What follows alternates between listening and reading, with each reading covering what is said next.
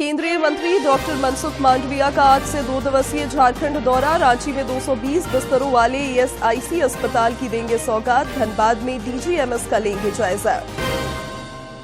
राज्य सरकार का विकास और पूंजी निवेश पर जोर। मुख्यमंत्री आज विभागों के कामकाज की करेंगे समीक्षा। कल स्पेन और स्वीडन की यात्रा पर होंगे रवाना।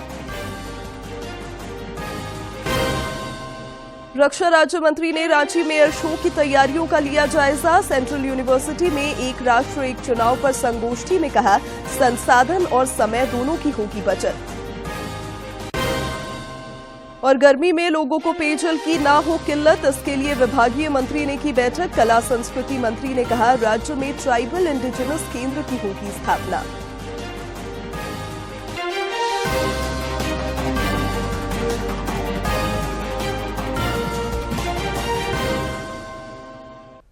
नमस्कार, प्रादेशिक समाचार में आपका स्वागत है। मैं हूं शिवानी कुमारी और अब समाचार विस्तार से। केंद्रीय गृह मंत्री अमित शाह ने आज मध्य प्रदेश के नीमच में सीआरपीएफ के स्थापना दिवस परेड को संबोधित किया। इस दौरान उन्होंने कहा कि सीआरपीएफ के जवानों ने कानून व्यवस्था बनाए रखने में बड़ा योगदान दिया है। श्री शाह ने देश की खातिर जवानों के सर्वोच्च बलिदान को भी सलाम किया। के प्रति केंद्रीय रिजर्व पुलिस बल के गुरुग्राम स्थित ग्रुप केंद्र में किया गया था। परेड दस्तों के निरीक्षण के पश्चात मुख्य अतिथि महोदय पुनः सलामी मंच की ओर।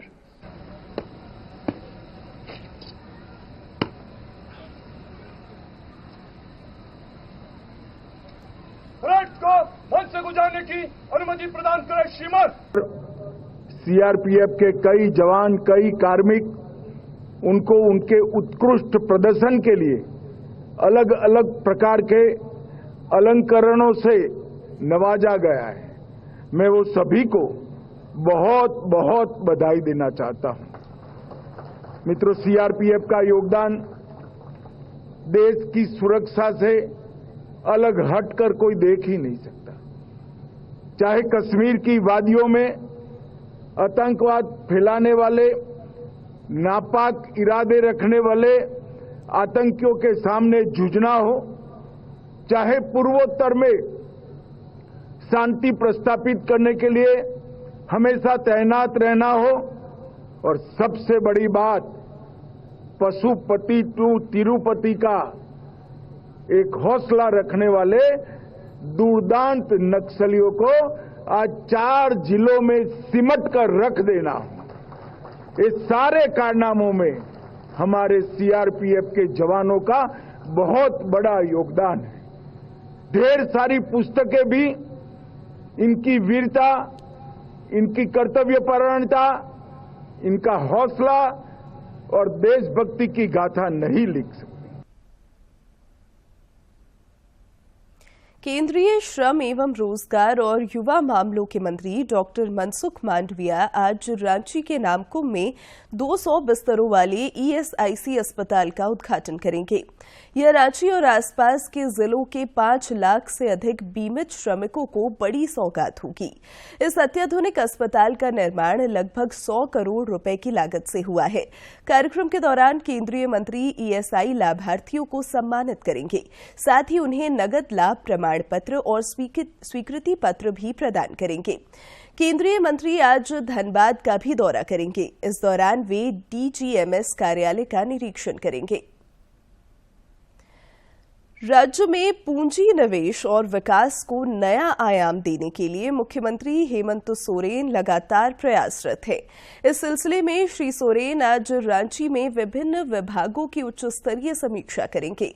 मुख्यमंत्री कल स्पेन और स्वीडन की यात्रा पर भी रवाना होंगे। उनके साथ एक प्रतिनिधि मंडल भी विदेश दौरे पर जा रहा है, जो पूंजी निवेशकों को राज्य में निवेश के लिए आमंत्रित करेगा, ताकि औद्योगिक विकास को राज्य में गति दी जा सके। रांची के नामकुम के खोजा टोली आर्मी ग्राउंड में रक्षा राज्य मंत्री संजय सेठ की पहल पर पहली बार 19 और 20 अप्रैल को भारतीय वायुसेना का एयर शो होगा। श्री सेठ ने कल कार्यक्रम स्थल पर तैयारियों का जायजा लिया और आवश्यक निर्देश दिए। उन्होंने कहा कि इस एयर शो के दौरान लोग भारतीय सेना के जवानों के शौर्य और कौशल को करीब से देख और जान सकेंगे। यह शो अविस्मरणीय होगा। गौरतलब है कि इस 2 दिवसीय शो में भारतीय वायुसेना की सूर्य किरण टीम हैरत अंगेज करतब दिखाएगी। रक्षा राज्य मंत्री संजय सेठ ने रांची स्थित सेंट्रल यूनिवर्सिटी ऑफ झारखंड में वन नेशन वन इलेक्शन पर आयोजित संगोष्ठी को भी संबोधित किया। एक राष्ट्र एक चुनाव की पुरजोर वकालत करते हुए उन्होंने कहा कि इससे समय और संसाधन की बचत होगी। रक्षा राज्य मंत्री ने कहा कि अलग अलग समय में चुनाव होने की वजह से आचार संहिता लागू रहती है, जिससे विकास गतिविधियों पर भी प्रतिकूल असर पड़ता है। इस विषय पर भी सभी राजनीतिक दलों को विचार करने की आवश्यकता है। श्री सेठ ने कहा कि एक राष्ट्र एक चुनाव से देश का सर्वांगीण विकास होगा और सभी कार्य सुचारू तरीके से हो सकेंगे। विधानसभा अध्यक्ष रविंद्रनाथ महतो ने खर्चीली होती शिक्षा व्यवस्था पर चिंता व्यक्त की है। बोकारो स्टील सिटी स्थित एक स्कूल के समारोह के दौरान उन्होंने कहा कि खर्चीली होती शिक्षा व्यवस्था का भार उठाने में कई अभिभावक सक्षम नहीं है। इस दिशा में सरकार और स्कूल प्रबंधन को जरूरी कदम उठाने चाहिए ताकि शिक्षा सर्वसुलभ हो सके। वर्तमान शिक्षा व्यवस्था जिस तरह का एक्सपेंसिव हुआ है, इस एक्सपेंसिव व्यवस्था को टॉलरेट करने का, बर्दाश्त करने की क्षमता हम में नहीं है। इसीलिए हम लोगों का डिमांड है कि हम भी भाई पढ़ना चाहते हैं, हमारा बेटा बेटी भी पढ़ना चाहता है, हमारे यहाँ के लोग भी पढ़ना चाहते हैं।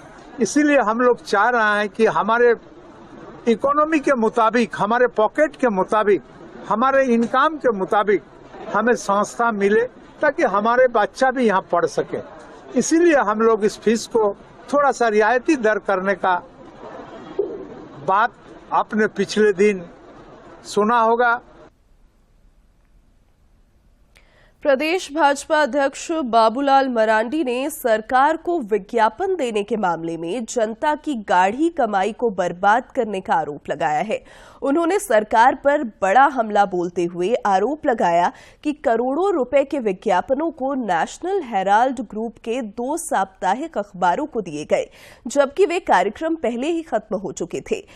प्रदेश भाजपा अध्यक्ष ने इसे विज्ञापन नहीं, कांग्रेस को इंस्टॉलमेंट की संज्ञा दी।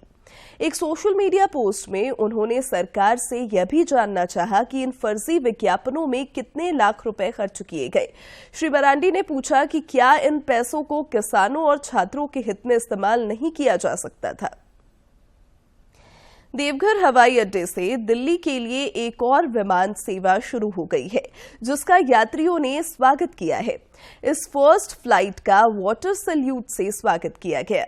सांसद निशिकांत दुबे ने इस संबंध में एक फोटो साझा कर कहा कि पहले दिन से ही जहाज में कोई स्थान खाली नहीं है। उन्होंने नागरिक उड्डयन मंत्री राम नायडू और एयरपोर्ट अथॉरिटी के अधिकारियों के प्रति आभार जताया। श्री दुबे ने कहा कि इससे तीर्थ यात्रियों और आम नागरिकों को काफी सहूलियत होगी तथा उनकी यात्रा और सुगम हो जाएगी। झारखंड उच्च न्यायालय में जल स्रोतों के अतिक्रमण, सफाई और संरक्षण को लेकर स्वतः संज्ञान से तब्दील याचिकाओं पर कल सुनवाई हुई। अदालत ने बड़ा तालाब और हरमू नदी की सफाई पर राज्य सरकार और नगर निगम से जवाब तलब किया। इस दौरान नगर विकास विभाग की ओर से तालाब की साफ सफाई को लेकर कार्य योजना अदालत को बताई गई। मामले की अगली सुनवाई अब 9 जून को होगी। झारखंड उच्च न्यायालय डेमोन्स्ट्रेटर की सेवानिवृत्ति उम्र 65 वर्ष से कम करने के खिलाफ दायर याचिका पर भी सुनवाई हुई। इस दौरान राज्य सरकार और विश्वविद्यालयों की ओर से समय देने का आग्रह किया गया। इस पर खंडपीठ ने नाराजगी जताते हुए दोनों पर 5-5 हजार रुपए का जुर्माना लगाया।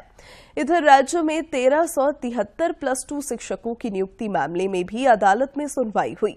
अदालत ने राज्य सरकार को नियुक्ति प्रक्रिया 3 महीने में पूरा करने का निर्देश दिया है। सुनवाई के दौरान स्कूली शिक्षा एवं साक्षरता विभाग के सचिव उमाशंकर सिंह सशरीर उपस्थित हुए। मामले की अगली सुनवाई 22 जुलाई को होगी। जमशेदपुर में पुलिस ने अंतर्राज्यीय चोर गिरोह के 6 अपराधियों को गिरफ्तार किया है। पुलिस ने इनके पास से करीब 10 लाख रुपए का सोना भी बरामद किया है। नगर पुलिस अधीक्षक कुमार शिवाशीष ने बताया कि गोविंदपुर थाना क्षेत्र में गुप्त सूचना के आधार पर इन्हें धर दबोचा गया। उन्होंने बताया कि गिरफ्तार अपराधियों के पास से देसी कट्टा, कारतूस और अन्य चीजें भी बरामद की गई है। एक टीम बनाई जिसमें इंस्पेक्टर फैज और अशोक जो हमारे गोविंदपुर थाना प्रभारी हैं, इनको हम लोग रखे थे। बाकी टीम में और भी मेंबर्स थे। इन्होंने घटनास्थल पे ये गए और इसमें जो 6 लोग थे उनको डिटेन किया गया। उनके पास से हमें लोहे का सामान मिला, जिसमें सबसे ऑफकोर्स इम्पोर्टेंट है एक देसी कट्टा मिला, जिसके साथ एक जिंदा गोली भी पॉकेट में मिली। उसके अलावा 3 लोहे का पिन बारी मिला, एक रेंच मिला, एक पेचकस मिला, एक टॉर्च मिला। फिर इनसे हमने काफी कड़ाई से पूछताछ की और इनसे जब और हमने बात किया तो इन्होंने स्वीकार किया कि इन्होंने काफी सारे घटनाओं को अंजाम दिया था, जो कि जमशेदपुर में और आदित्यपुर में जो गृहभेदन की घटनाएं होती उसको इन्होंने अंजाम दिया था। जनता और पुलिस के बीच विश्वास की कड़ी को मजबूत करने के लिए कल राज्य भर में झारखंड पुलिस की पहल पर जन शिकायत समाधान कार्यक्रम का आयोजन किया गया। इस कार्यक्रम के दौरान पुलिस के आला अधिकारियों ने आम लोगों से संबंधित शिकायतों को सुना और समाधान का भरोसा दिलाया। कई मामलों में ऑन स्पॉट समाधान भी किया गया। इस दौरान लोगों को साइबर धोखाधड़ी से बचने और अन्य अपराधों में होने वाली कार्रवाई को लेकर जागरूक भी किया गया।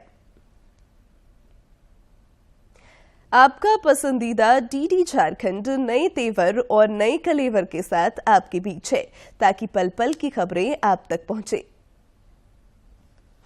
आपका अपना पसंदीदा डीडी झारखंड, गांव से लेकर कस्बों और शहरों तक की है धड़कन। सटीक, विश्वसनीय और तेज खबरों का भी है आईना। राजनीति के मंच से सत्ता के गलियारों तक, खेत से खलिहान और मनोरंजन से इंफोटेनमेंट तक, खेल के मैदान से रंगमंच की खबरों तक, सब कुछ देखिए हमारे प्रादेशिक समाचार में हर रोज दोपहर 12:30, शाम 6:30 और 7:30 बजे, सिर्फ और सिर्फ डीडी झारखंड पर।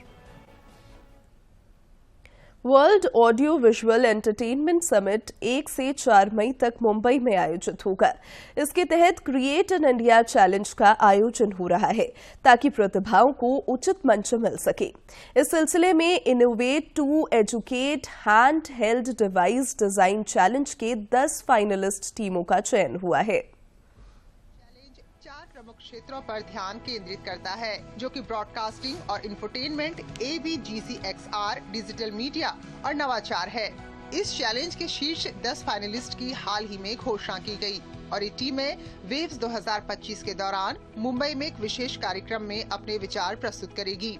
विजेताओं को ग्रैंड फिनाले में मंत्रालय द्वारा सम्मानित किया जाएगा। इनोवेट टू एजुकेट चैलेंज के नोडल अधिकारी आशुतोष मोहले ने कहा कि बच्चों और स्टार्टअप्स को भी अंतिम शिखर सम्मेलन में अपने डिवाइस प्रदर्शित करने का अवसर मिलेगा।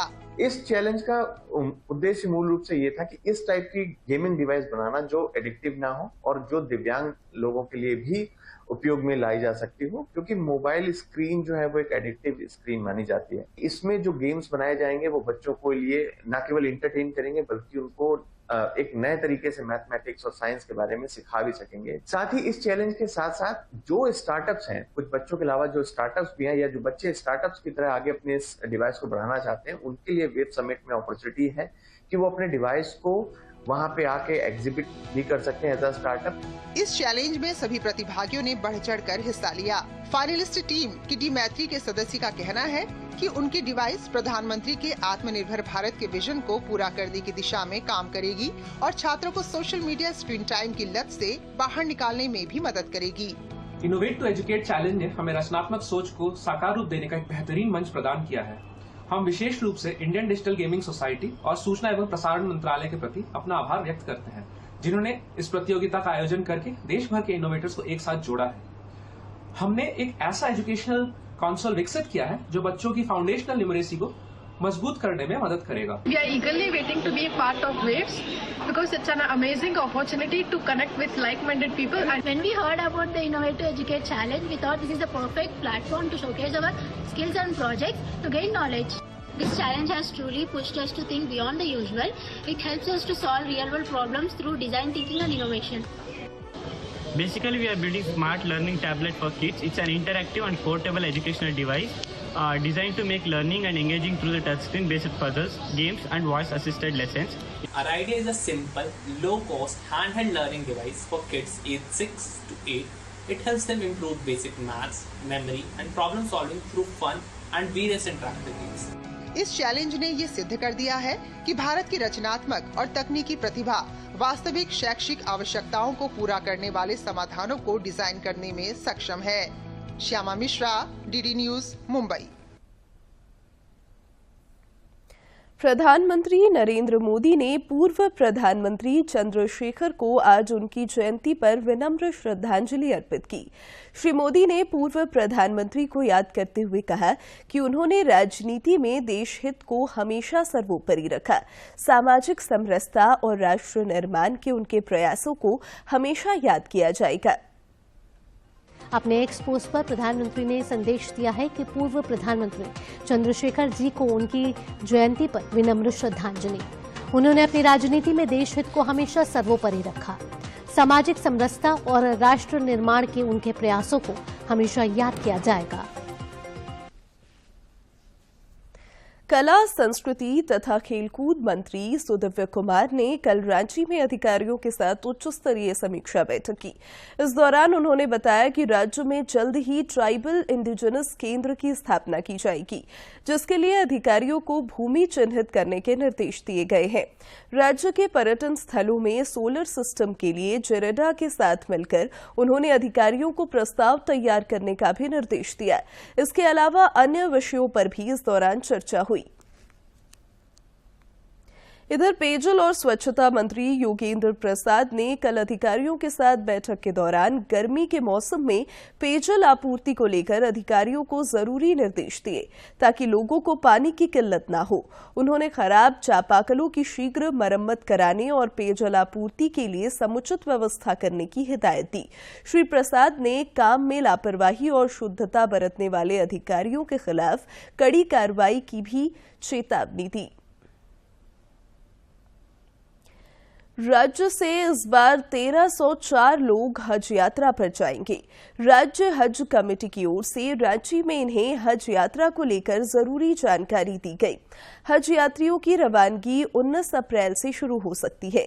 झारखंड के आजमीन ए हज 14 मई को दिल्ली से, जबकि 26, 27 और 28 मई को कोलकाता से हज यात्रा के लिए रवाना होंगे। हज प्रशिक्षण के दौरान मंत्री हफीजुल हसन और इरफान अंसारी भी मौजूद थे। साहिबगंज के मंडरो अंचल में जिला प्रशासन ने अवैध खनन के खिलाफ बड़ी कार्रवाई करते हुए 8 पोकलेन मशीनें जब्त की हैं। सूचना मिलने पर जिला प्रशासन ने अवैध खनन की रोकथाम के सिलसिले में यह कार्रवाई की है। टीम जब बेलबदरी मौजा स्थित खनन स्थल पर पहुंची तो अवैध खनन में लगे लोग वहां से भाग खड़े हुए। हम लोग वहाँ पे युवाटी टीम के साथ में बेलबदरी मौजा गए थे, जो विजय चौकी थाना के अंतर्गत आता है। वहाँ पे जाके हम लोग 20 नंबर जो प्लॉट है वहाँ पे जाकर निरीक्षण किए तो वहाँ काफ़ी मात्रा में अवैध खनन पाया गया। हम लोग को जब यात्रियों की अतिरिक्त भीड़ के मद्देनजर रांची, कोटा, रांची, वाराणसी समेत कुछ अन्य ट्रेनों में अतिरिक्त कोच लगाए जा रहे हैं। इधर आदित्यपुर स्टेशन से टाटा हटिया मेमो ट्रेन का कल से परिचालन शुरू हुआ। इस ट्रेन को फिलहाल 15 मई तक चलाया जाएगा। और अब कुछ खबर राज्य के विभिन्न जिलों से फटाफट अंदाज में।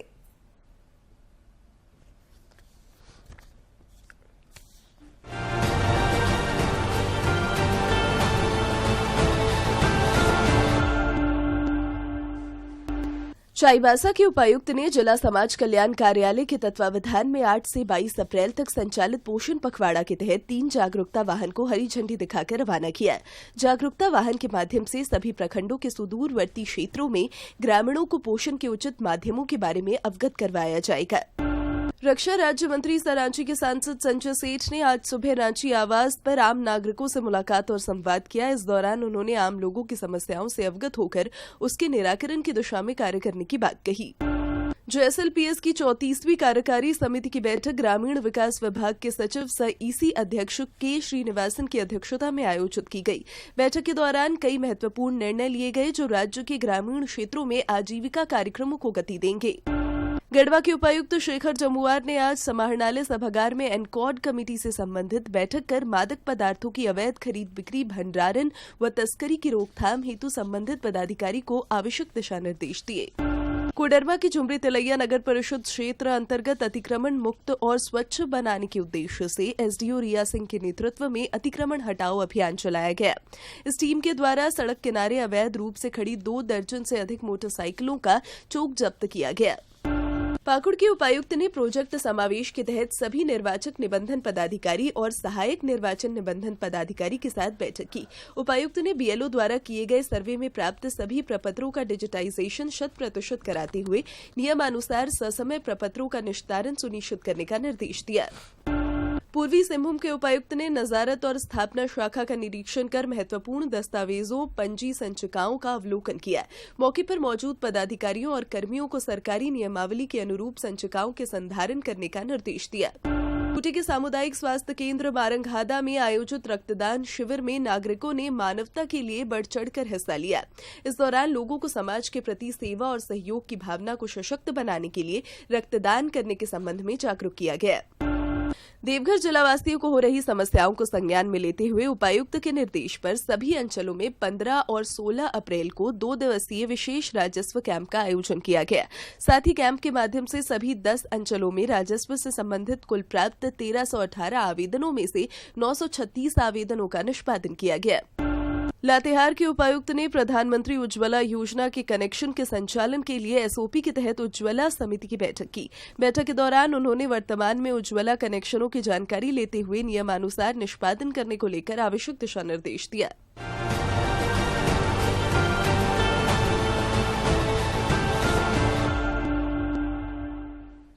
फिलीपींस में आयोजित होने वाली 16वीं एशियन लॉन बॉल चैंपियनशिप के लिए चयनित भारतीय टीम में झारखंड के 5 खिलाड़ियों को जगह मिली है। चयनित खिलाड़ियों में रूपा रानी तिर्की, लवली चौबे, बसंती कुमारी, सुनील बहादुर और दिनेश कुमार शामिल हैं। खेल जगत की महत्वपूर्ण खबरों को देखते हैं फटाफट अंदाज में। इंडियन प्रीमियर लीग का 33वां मैच आज मुंबई इंडियंस और सनराइजर्स हैदराबाद के बीच खेला जाएगा। दोनों ही के बीच ये सीजन का पहला मुकाबला होगा। कल IPL के एक मुकाबले में दिल्ली कैपिटल्स ने राजस्थान रॉयल्स को सुपर ओवर में हरा दिया। सुपर ओवर में राजस्थान ने पहले बैटिंग करते हुए 11 रन बनाए। लखनऊ सुपर जायंट्स टीम में तेज गेंदबाज मयंक यादव की वापसी हो गई है। उम्मीद की जा रही है कि वे शनिवार को राजस्थान रॉयल्स के खिलाफ होने वाले मैच में खेलते हुए आएंगे नजर। ओलंपिक खेलों में 124 साल बाद क्रिकेट की वापसी होने जा रही है और इसके लिए अमेरिका के साउदर्न कैलिफोर्निया के पोमोना शहर में खास अस्थायी स्टेडियम बनाया जाएगा जो इस खेल का आयोजन स्थल भी होगा। इंग्लिश क्लब आर्सेनल ने चैंपियंस लीग 2024-25 सीजन में मौजूदा चैंपियन रियल मैड्रिड को क्वार्टर फाइनल में 5-1 के एग्रीगेट स्कोर से मात दी। Team Borussia Dortmund UEFA Champions League 2024-25 प्रतियोगिता से बाहर हो गई है।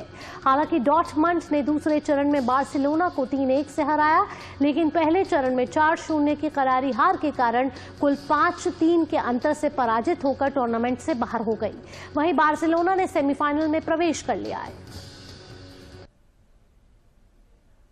और अब बात मौसम की। राज्य में मौसम का उतार चढ़ाव जारी है। बारिश की वजह से न्यूनतम और अधिकतम तापमान में काफी गिरावट आई है। आज भी राज्य के 18 जिलों में गरज के साथ तेज हवा चलने की संभावना है, जिसके लिए मौसम विज्ञान केंद्र ने येलो अलर्ट जारी किया है। मौसम विज्ञान केंद्र ने बताया है कि 24 घंटे के बाद तापमान में धीरे धीरे 2 से 3 डिग्री सेल्सियस तक की वृद्धि हो सकती है।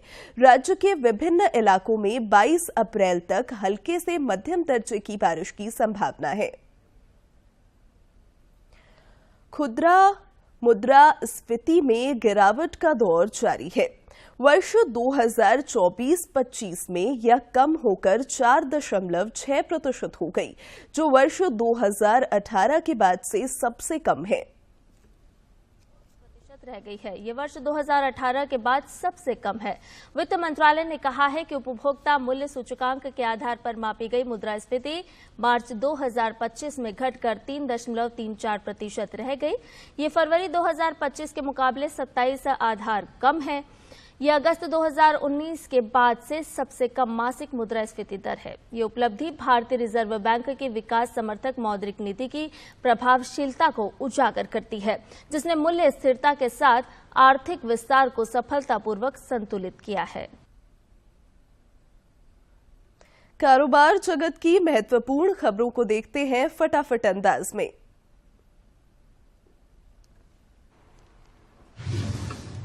सोने की कीमतों में लगातार तेजी जारी है। बुधवार को सोने ने नया ऑल टाइम हाई रिकॉर्ड बनाया। Indian Boolean and jewellers association के मुताबिक 24 कैरेट सोने की कीमत में 24 घंटे में 1477 रुपए प्रति 10 ग्राम की बढ़ोतरी हुई है।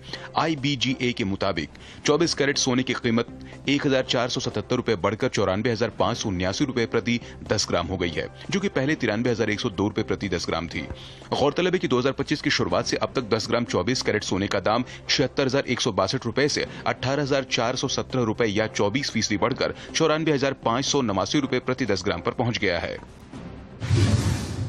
भारतीय रेलवे ने अहम कदम उठाते हुए मुंबई मनमाड पंचवटी एक्सप्रेस को देश की पहली ऐसी ट्रेन बना दी है जिसमें एटीएम लगा हुआ है। ट्रेन के एसी कोच में लगे इस एटीएम से चलती ट्रेन में ही सभी यात्री कैश निकाल सकते हैं। इस एटीएम को खास इस तरह से डिजाइन किया गया ताकि ट्रेन के पूरी रफ्तार में होने के बावजूद भी ठीक से काम कर सके। रेलवे का कहना है कि अगर मुंबई मनमाड पंचवटी एक्सप्रेस में लगे एटीएम को अच्छा रिस्पॉन्स मिलता है तो फिर लंबी दूरी की अन्य ट्रेनों में भी एटीएम लगाए जाएंगे। क्लीनटेक कंपनी एटेरो ने राष्ट्रीय सौर ऊर्जा संस्थान के साथ एक समझौता ज्ञापन पर हस्ताक्षर किए हैं। यह सहयोग भारत में सौर पैनल कचरे की समस्या से निपटने की दिशा में एक महत्वपूर्ण कदम है। एटेरो ने दुनिया की सबसे बड़ी lithium ion battery recycling company है। इस समझौते के तहत दोनों संगठन NISE परिसर में लिथियम आयन बैटरी और सौर पैनल रिसाइकलिंग के लिए एक समर्पित परीक्षण और अनुसंधान सुविधा स्थापित करने की संभावना भी तलाशेंगे। देश की बड़ी आईटी कंपनियों में से एक विप्रो ने मार्च 2025 में खत्म हुई वित्त वर्ष 2024-25 की चौथी तिमाही के नतीजे जारी किए। कंपनी का मुनाफा 26% बढ़कर 3,569.6 करोड़ रुपए हो गया है, जबकि पिछले साल इसी तिमाही में मुनाफा 2,834.6 करोड़ रुपए था। कंपनी ने जनवरी 2025 में 6 रुपए का अंतरिम डिविडेंड घोषित किया था। अब बोर्ड ने फैसला लिया कि यही 6 रुपए का डिविडेंड सालाना फाइनल डिविडेंड माना जाएगा। क्रिसिल की रिपोर्ट के मुताबिक घरेलू बाजार में कमर्शियल वाहनों की बिक्री वित्त वर्ष 26 में 10 लाख यूनिट्स के आंकड़े को छू सकती है। यह जानकारी बुधवार को जारी एक रिपोर्ट में दी गई। रिपोर्ट में बताया गया कि आंकड़ा फ्री कोविड से पहले वित्त वर्ष 2019 में बने पीक के बराबर होगा। कमर्शियल वाहनों की मांग में तेजी आने की वजह इंफ्रास्ट्रक्चर प्रोजेक्ट्स और रिप्लेसमेंट मांग का बढ़ना और PM ई-बस सेवा स्कीम से सपोर्ट मिलना है। प्रसार भारती ने OTT प्लेटफॉर्म के क्षेत्र में कदम रखते हुए हाल ही में वेव्स की शुरुआत की है। यह डिजिटल मीडिया और OTT दर्शकों को एक संपूर्ण इंफोटेनमेंट इकोसिस्टम देता है। देश के सार्वजनिक प्रसारक दूरदर्शन के OTT प्लेटफॉर्म के क्षेत्र में कदम रखते हुए हाल ही में वेव्स की शुरुआत हुई है। यह डिजिटल मीडिया और OTT दर्शकों को एक संपूर्ण इंफोटेनमेंट इकोसिस्टम देता है। अगर आपको भी चाहिए फ्री में शानदार कंटेंट तो आज ही डाउनलोड करें। QR कोड के जरिए भी वेव्स ऐप डाउनलोड की जा सकती है। तो प्रसार भारती का नया OTT प्लेटफॉर्म वेव। और अब अंत में मुख्य समाचार एक बार फिर।